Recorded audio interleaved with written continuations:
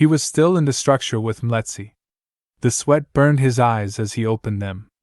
Wiping his face, he stated to Mletsi, "I saw a hideous creature." Mletsi said to Wanyenyekevu, "I was there." Thinking Mletsi would tell him more, Mletsi took a cup of herbs, placed them on the fire. "These things that you will see are for you, and they will help you later down the road. Let us pray." They prayed for an hour, and Wanyenyekevu closed his eyes and saw darkness had covered him once again. The darkness had covered Wanyenyekevu for a long time until he saw a faint light ahead of him. Walking toward the light, he saw men, women, and children walking with him. The closer he got to the light, the more people were around him. The entire area was covered in darkness, and when they finally reached the light, there was a silver ladder going up toward it. The elderly headed up the ladder first, then the women and children, lastly, the men.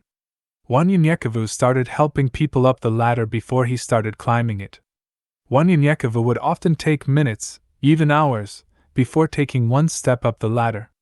The elderly was slowing people down, so the children started going on the opposite side of the ladder to pass them. Others did the same as the line began to move faster.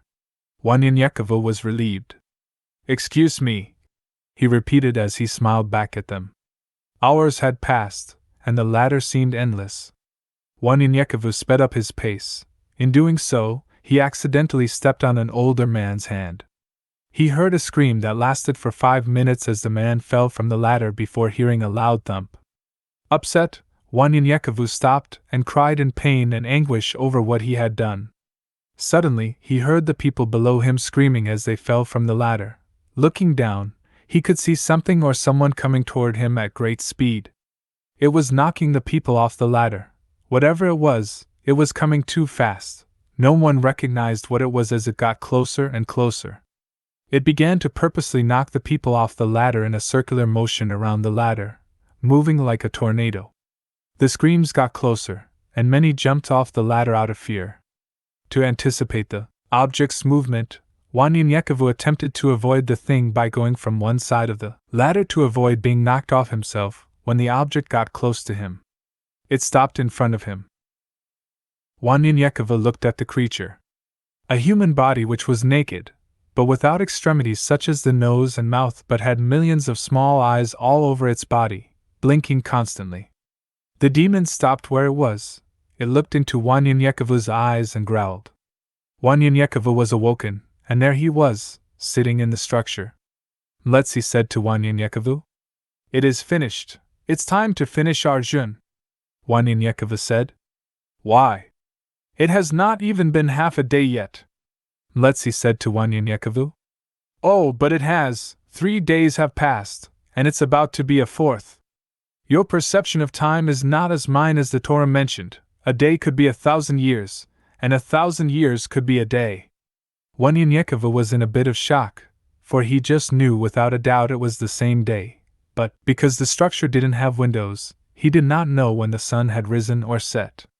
As Wanyenyekevu exited the structure, it disappeared. There in front of him was a meal that suddenly appeared.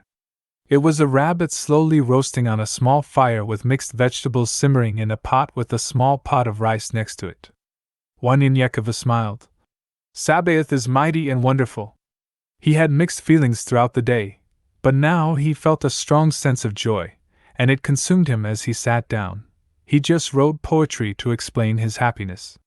Why fast? Why do one need to fast? To loosen the bands of wickedness. What in the hell does that mean? Then the truth came to me. I saw, yes. I now see, and then I knew. Fasting. It breaks down the flesh. Much like venom from a snake, that slowly kills the flesh. That proceeds with death of that flesh.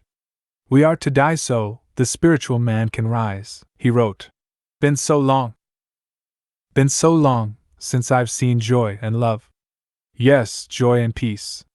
Been so long since I've seen, or even felt a spark, until recently, when a spark finally appeared. It came over me, it comforted me. Excitement covered me for so long, a cloud of depression vanished. Frustration. Yes, stress and anxiety covered me for some time. Caught up in a storm of confusion, until I saw light. It was just ahead of me, as I reached for it. It pulled me closer into a mood I've longed for. That brought forth a song I entitled Been So Long. He wrote, Sleep. Sleep is where you meet God, sleep is where you meet eternity, learning the meaning of time. Sleep is how your Creator speaks to you, sleep is what you shall do, until the end of time.